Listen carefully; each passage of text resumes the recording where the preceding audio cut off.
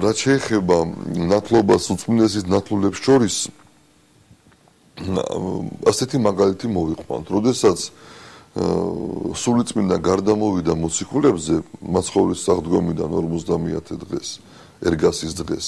ყველა მოციქული ალაპარაკდა სხვა ენაზე სხვადასხვა ენებზე გამოვიდა პეტრე მოციქული იქადაგა და მისი ქადაგებით მოინათლა რამდენიმე 1000 ადამიანი აი ეს ადამიანები ყველანი იყვნენ ერთი პეტრე მოციქულის ან დაუშვათ დანარჩენი მოციქულებით ნათლულები ხო შეიძლება თითო რამდენიმე ასეული ყოფილიყო თითო მოციქულზე ნათლული ისინი ხო ერთმანეთში მაინც ქორწინდებოდნენ ასევე არის უწმინდესის ნათლულები ეს სავსებით დასაშვებია ახლა რა შემთხვევაში არ შეიძლება ქორწინება გეტყვით აი როდესაც დაუშვათ მღვდელი თეთრი სამღვდელოების წარმომადგენელი წყავს პირადი ნათლული